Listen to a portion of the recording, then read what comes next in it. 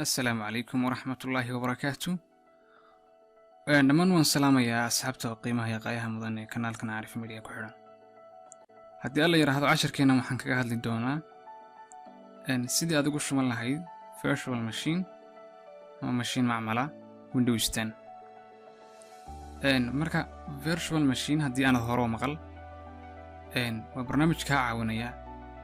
in computerkaaga aad ku shuban karto aad ku isticmaali karto operating systems kala duwan haddii Windows yihiin haddii qaar kale yihiinba oo aad computerkaaga laftirkiisa kaaga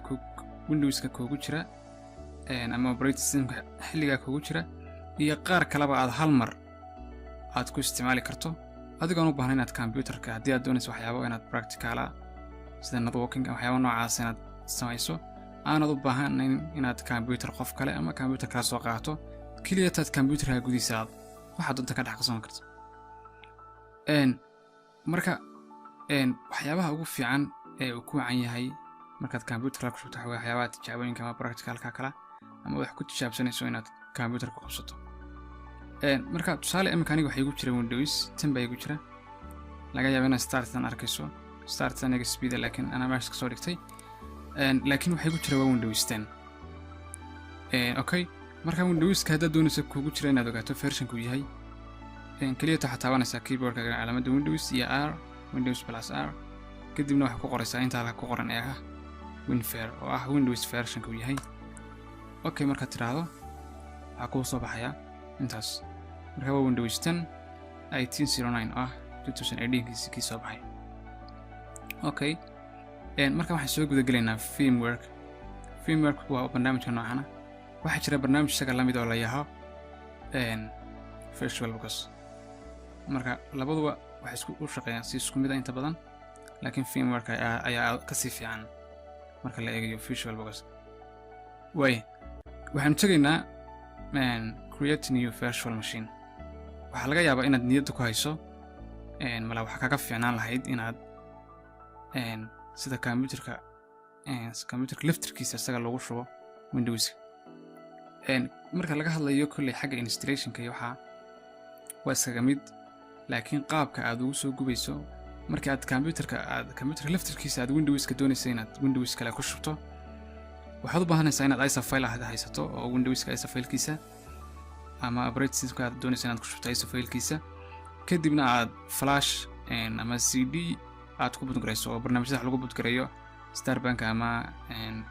Rafaska aad isticmaasho kadibna inta soo bootgareyso aad computerka soo geliso kadibna aad boot menu aad ka soo kayso halkaad ka soo shubto marka inta hore way kala duwan yihiin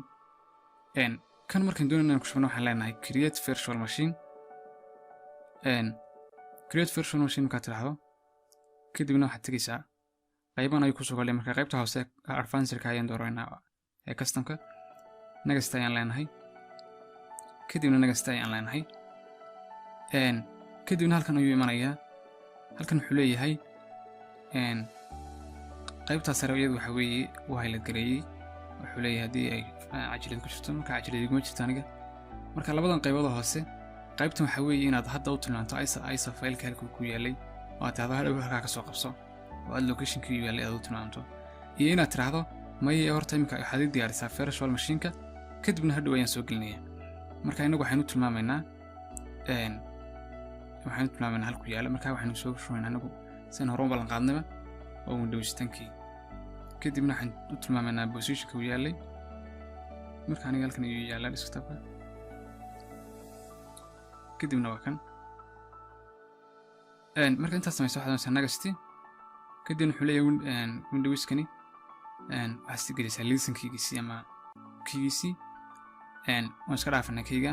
halkan wuxuu leeyahay keybaad ku shubaysaa noocu yahay marka waxaan leenahay professional ayaan ku shubaynaa kadibna Windows-ka magaciisa computerka marka magaciisa ayaad gelinaysaa kadib waxaan bixinayaa Trojan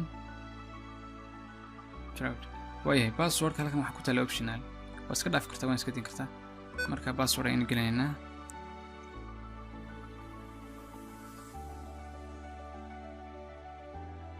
waayahay kadibna waxaan leeyahay next kadibna wuxuu leeyahay product-kii baa laga rabaa ma hadhow baad doonaysaa inaad mustaqbalka aad active garayso haa baan leeyahay yes kadibna wuxuu leeyahay windows 10 ayaan u bixinaa magacii sameeyaa mise wax kalaad bixinaysaa halkan wuxuu leeyahay positionkii la dhigayay windowska kadib next ayaan leenahay kadibna next ayaan leenahay marka halkan wuxuu soo dhigayaa number of processor hal processor ayaa ku jirta haba 2 cores inta core ka kooban tahay marka 2 core baan siinay next ayaan leenahay halkan waa RAM-kii hal GPU da next nadooga uu isticmaali doono marka inuu bridge isticmaali doono iyo net isticmaali doono marka kulliiba wuxuu ku jiraa waxa weeye wuxuu la isticmaalayaa nadooga uu marka computerkaagan helayo ayuu host ahaan u isticmaalayaa kadibna netkaas aad doonaysaa ama network address translator haddii aanad doonayn inaad khad ku isticmaasho do not use any network connection baad oranaysaa marka inagu netkeenu deynna waxaa laga yaabaa inaan khad iyo waxyaabaa aan ku tijaabiyo haddii kalena waa iska dayn kartaa marka next ayaad leedahay halkana next ayaad leedahay create virtual saas ayaad doonaysaa waa iska dhaafaysaa next kadibna inta GB aad doonayso inuu isticmaalo anigu waxaan siinaynaa tusaale 20 GB ayaan leeyahay next ayaan leedahay halkana kadib ugu dambeyn halka waxaan leenahay finish kadibna wuxuu diyaarinayaa virtual machine-ka ayuu diyaarinayaa waan iska sugaynaa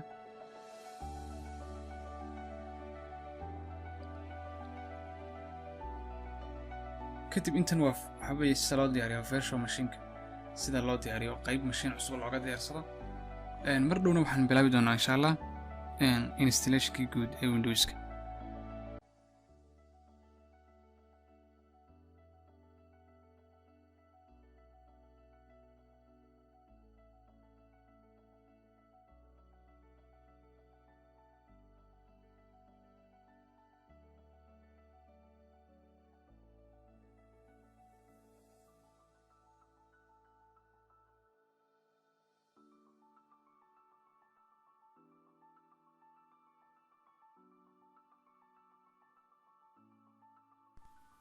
kadib waxaan sameynaynaa wuu dhameeyay markuu dhameeyay qaybtan uu soo saaray markaba daaqadan ayuu soo saaray kadib waan iska sugaynaa installation-ka ayuu muddo bilaabaya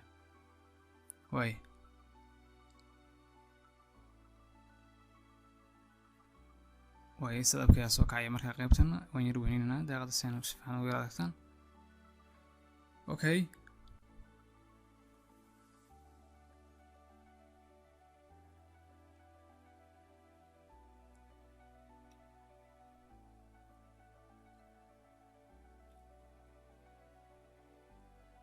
wakaas marka halkan file ayuu copy garanayaa copy uu leeyahay kadibna installation-ka caadiga ayuu halka ka bilaabaya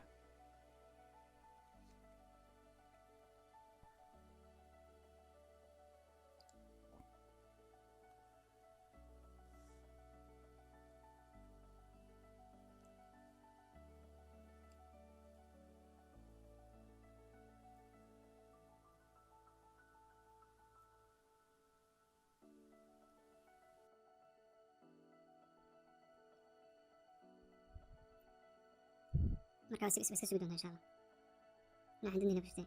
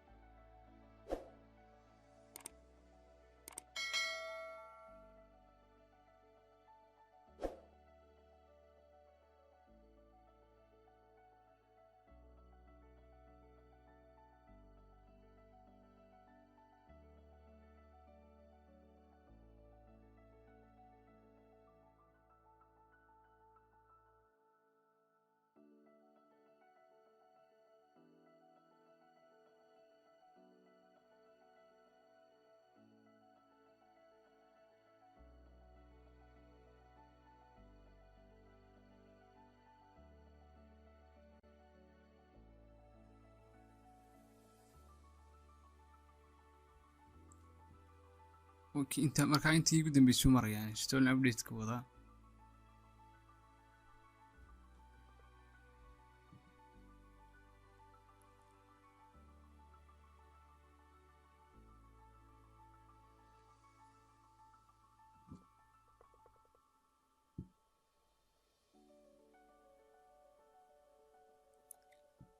marka restart ayuu isu dirayaa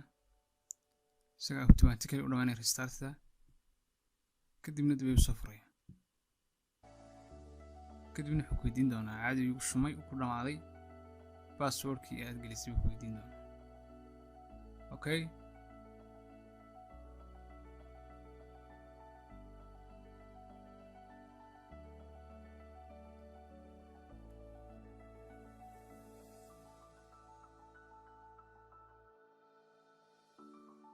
guursiin doonaa waxaas ayuu tirinayaa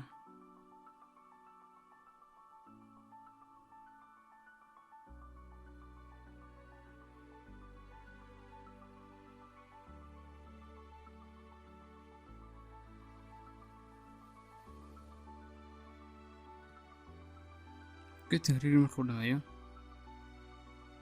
wuxuu soo saarayaa qaybtii caydka heed laga geliyay baa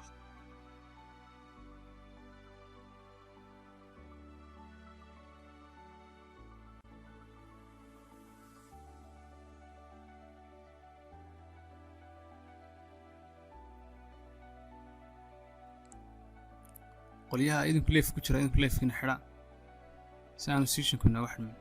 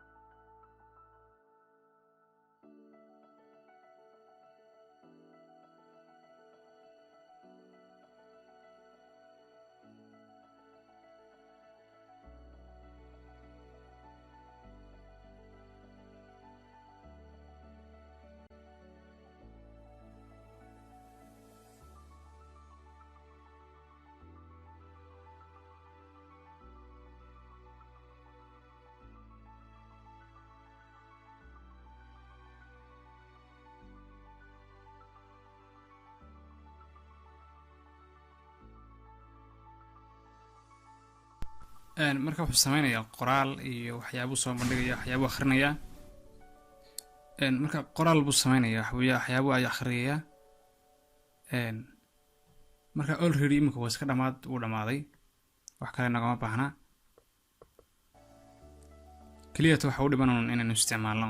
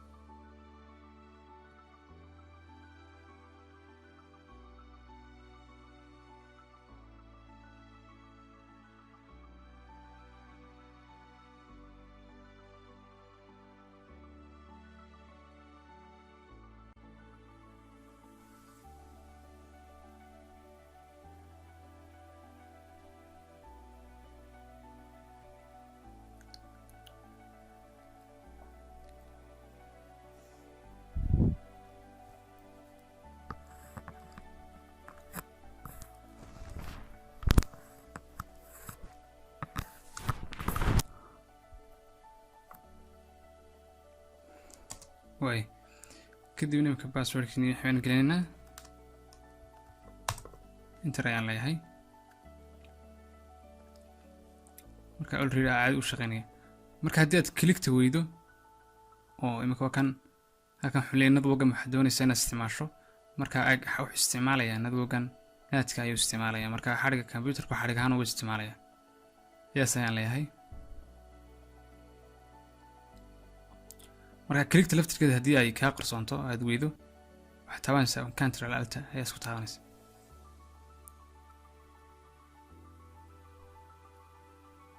waay marka waa kan caadi ayaan isticmaali karnaa Windowskii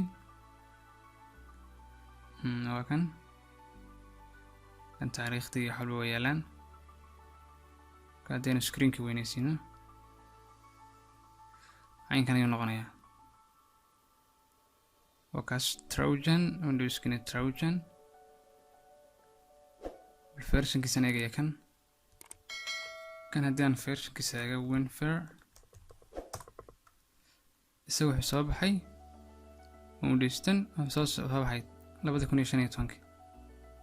ayuu soo baxay waxaa laga inta badan la soo saarayba Windows 10 marka versionkiisuna waa 10.2.0 waay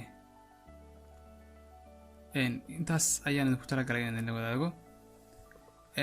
marka waa cashar aad iyo aad u qiimo badan runtii oo asxaab badan ay naga codsatay intaynu cashar kana kala ku kulmi doono waxaan kaga tegayaa subscribe like iyo share wasalaamu calaykum waraxmatullahi